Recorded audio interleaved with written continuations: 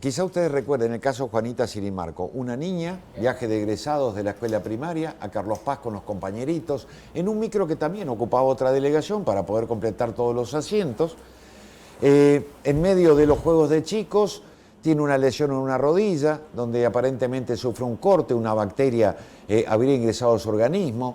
Después se determinó que también tenía un caso de influenza, creo que de gripe A. Cuando emprenden la vuelta, Juanita no mejoraba, estaba con cólicos y con un malestar gastrointestinal. Llegan a una estación de servicio en las afueras de Posadas, los padres ya estaban advertidos, la madre al menos, llaman una ambulancia, no esperan a la ambulancia, la llevan al hospital Madariaga, la internan. Juanita Sirimarco empieza a empeorar hasta que finalmente sucumbe ante la muerte. Pocos días después, o casi, no sé, ahora le voy a preguntar al abogado que entiende en el caso, poco después, horas después quizá, la familia decide cremar los restos de Juanita, a la par que interpone una acción penal acusando a la maestra de haber sido la causante de la muerte incidental, no accidental, ni por enfermedad de Juanita. No hubo cuerpo, no se pudo hacer la autopsia. El fiscal que investigó la causa, el fiscal René Casals, concluyó hace algunos días con su dictamen que no había existido un hecho criminal en la muerte de Juanita. El juez, siguiendo el dictamen del fiscal, suele ocurrir, esto es natural, el fiscal tiene que llevar adelante la acusación, por ende el juez no hay acusación posible, el fiscal no la promueve. El juez Ricardo Valor, en primera instancia, también falla que no hubo un hecho criminal, no hubo una actitud o un hecho delictivo que provocara la muerte de Juanita. La familia, la madre de Sirimarco, de esta chiquita infortunada, lamentable, bellísima y muy tierna a través de las fotos que pudimos ver de ella, dice que va a apelar. El abogado defensor de esta maestra es el doctor Adrián Benítez. ¿Qué tal, Adrián? ¿Cómo estás? ¿Qué tal, Alejandro? Traté de hacer un resumen, de hacerlo comprensible. Muy bueno. ¿Esto extingue la acción o apeló la madre de Juanita Sirimarco? No, hasta ahora está en plazo, las notificaciones están cursando, hay una sentencia de primera instancia que hasta la fecha no está firme, entendemos que van a apelar porque la querella tiene derecho a apelar, y recién allí, en un fallo de alzada, en la segunda instancia, quedará firme o no, pero hoy tenemos, como bien dijiste, un dictamen de un fiscal que establece que no hubo una tipificación penal, no hay delito, y un juez que comparte el dictamen fiscal, podría no hacerlo, comparte, y entiende que efectivamente no se tipificó ningún tipo delictual en este hecho. Trabajó muy bien el fiscal, porque no tenía un cuerpo, por ende no tenía una autopsia. A Juanita, el cuerpo de Juanita, los restos fueron cremados. Pero trabajó muy bien el fiscal, recopiló pruebas con el médico que la había atendido en Carlos Paz, con testigos, incluso venía una enfermera entre las madres en esa delegación. ¿Por qué insiste la familia de Juanita de que hubo una muerte por abandono, incluso si querés por mala medicación? ¿Por qué insisten con esta teoría? Mira, en principio te quiero aclarar que la actividad del fiscal, que es el juzgado correccional en Misiones, la actuación es del juzgado de instrucción, en este caso, sí, del doctor Valor, fue de oficio. Arranca de oficio, no hubo una denuncia. No hubo denuncia. No hubo denuncia de parte de los familiares, quienes podrían haberle interpuesto. Sí, se hizo mucha mediatización de este caso por las redes, como toda la sociedad quedó consternada, pero de hecho todo lo que se hizo fue de oficio. Es raro que un fiscal actúe de oficio en Misiones, ¿no? Es raro y es bueno. Sí, sería muy bueno que muchos más fiscales actúen de esta manera. Pero es un buen ejemplo. Manera. Tanto, te vuelvo a decir, del fiscal como del juzgado de instrucción, se actuó de oficio, se recabaron todas las pruebas, todas las informaciones. Cuando se tenía bastante esclarecido el hecho, recién allí aparecen los familiares con una querella que se suma al proceso. La familia se incorpora con su propio abogado querellante particular con posterioridad una vez que el fiscal inicia la investigación. El fiscal inicia la investigación, nosotros inclusive nos presentamos antes de que se presente la querella, porque la verdad que salían todos los medios de comunicación y no había una citación formal, entonces nos presentamos al juzgado y dijimos, acá estamos, ofrecemos nuestra prueba, pedimos que se investigue y se esclarezcan los hechos, porque también somos víctimas. O sea, cuando digo somos la docente de toda esta mediatización, es una gran víctima. ¿Perdió su trabajo?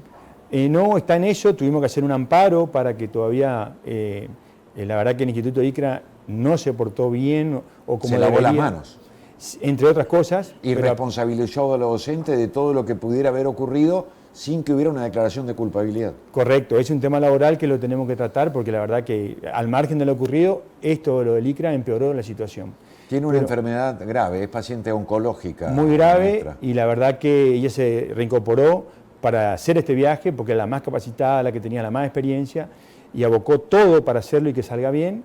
Y bueno, lamentablemente ocurrió Aún esto. a pesar de ser enferma oncológica, bajo tratamiento, le piden que ella encabece la delegación. Correcto. Creo que con un profesor de inglés también, ¿no? Correcto, correcto. Ella no era la docente de Juanita en particular, porque Juanita iba a la mañana y iba a la tarde la docente. ¿Se conocían? Se conocían con los padres. La docente fue maestra de los dos hermanos de Juanita. Mucha afinidad. Yo tengo cientos de chats y de WhatsApp que surge a la luz en el expediente, que esto conlleva también a demostrar que no hubo ningún tipo de abandono. Constante y a diario fue los mensajes de la MAE con la maestra, no con el papá, porque el papá no estaba en el grupo de WhatsApp, pero sí con todo. O sea, no hubo abandono, no hubo desatención, no hubo negligencia ni imprudencia, y bueno, por suerte se pudo esclarecer esto, y lamentablemente, con, si se quiere, un manto de duda en cuanto a que no se pudo hacer la autopsia. ¿El padre en algún momento ofreció viajar como los padres que suelen viajar con las delegaciones escolares y le dijeron que no? Sí, en principio, esto fue todo del año anterior a que la docente se incorpore, esto lo determinó el ICRA. Hubo una cuestión particular que decidieron por unos temas que iban a ir únicamente las maestras y las docentes femeninas.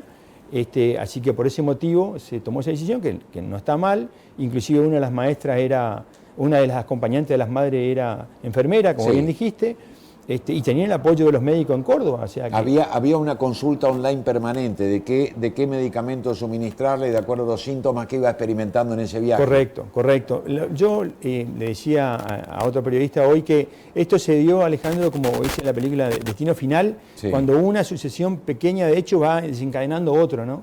Y lo de Juanita fue algo parecido, porque pensamos, sin tener una autopsia que hubiera sido esclarecedor, de que esto se origina con una caída de Juanita en un parque acuático. Cuando se lesiona la rodilla. Cuando se lesiona la rodilla. Y una bacteria, un germen, entra a través de esa herida. Sí, y además la medicación que se le aplica. Bueno, pero el fiscal cree que además tenía influenza, es decir, un tipo de gripe. Correcto, porque muchos chicos, eran 7 en total, que tenían más o menos los mismos síntomas. Juanita estaba tomando una medicación por la dolencia de la rodilla, además con este cuadro de influenza, así que llegó, sí, en una situación de desmejoría, pero no una gravedad mortal, y esto se refleja en los hechos. ¿Juanita llega caminando al hospital? Digo, ¿la llevan en una ambulancia o la llevan en auto particular de la familia? ¿Baja caminando al hospital? Mira, Ale, la realidad de los hechos, Juanita estaba mal, venía complicada, por eso los médicos venían hablando constantemente por teléfono durante el viaje, y el médico decide que lo más conveniente es atender en el mejor centro asistencial de la zona, no parando por el camino, que lo otro hubiera sido Virasoro, que no tiene los medios. Entonces se llega a Posadas, e inclusive del colectivo se pide que con urgencia se mande una ambulancia. ¿Y cuál era el grado de desmejoría? ¿Qué síntomas tenía? ¿En qué estado estaba Juanita cuando ese micro llega? Ubicada, lúcida en tiempo y espacio, caminando, se baja caminando con una férula, porque como te dije tenía un problema en la rodilla, se despide, sube primero al auto que le fue a buscar, un auto particular, en eso llega la ambulancia, estamos hablando de 1 hora después de espera, en una estación de servicio acá en Posadas. La ambulancia llega 1 hora más tarde, a pesar de que en el camino le habían advertido que necesitaban la ambulancia. Llegaron cerca de las 11 a Posadas a esperar, y la ambulancia llegó cerca de las 12. Se baja del auto particular caminando, sube a la ambulancia con la enfermera que estaba, no se les pone oxígeno, no se le hace ningún tratamiento de inmediatez, si se es que requería, evidentemente no lo requería, y en ambulancia sube también la docente y dice, yo no le voy a dejar a Juanita.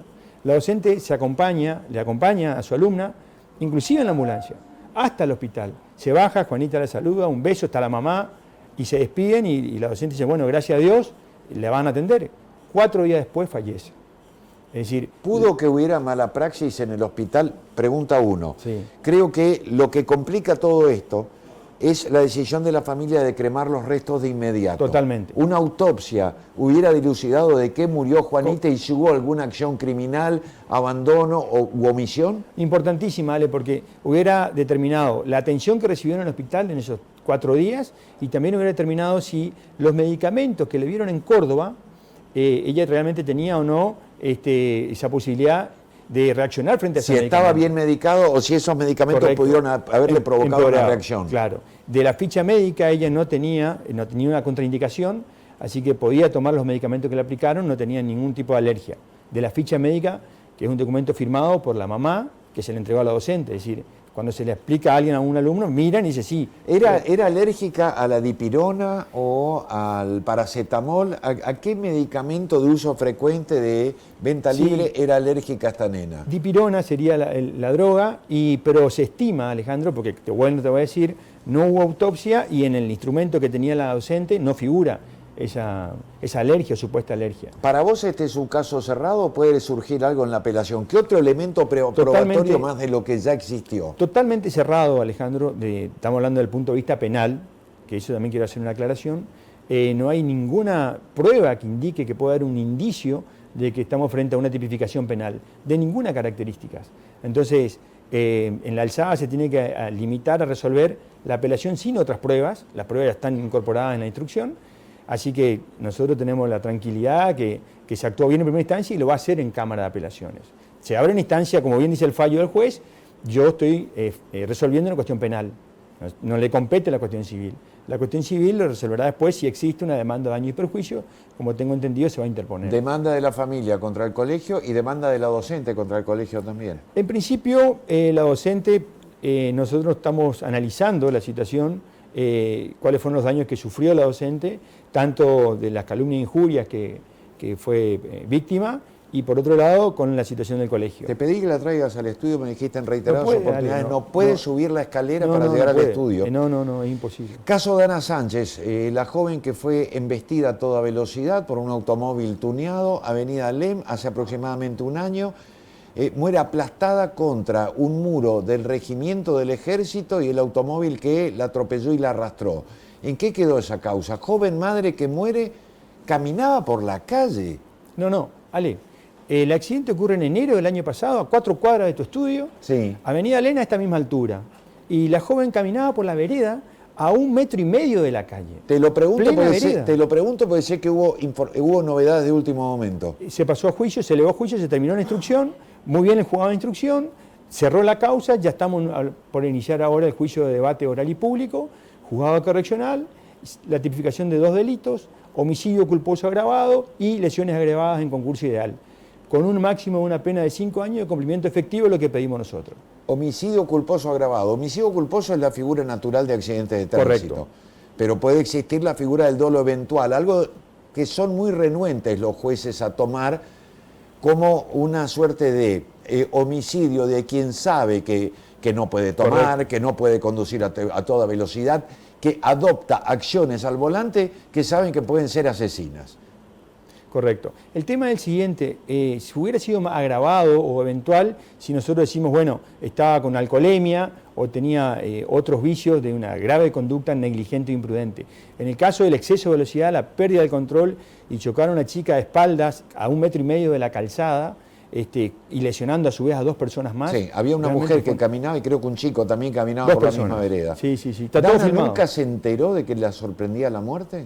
Jamás, la pobre salía a trabajar, normalmente iba a ver a su hijo, su pequeño bebé, 1 añito y pico, llegando a su casa a 2 cuadras por la vereda, se encuentra que un conductor realmente desaprensivo, que no tuvo absolutamente nada por la vida, por cuidar. Vi el video, el auto pega contra un badín, saca chispas de la velocidad que llevaba. Y sale volando. ¿El auto estaba tuneado?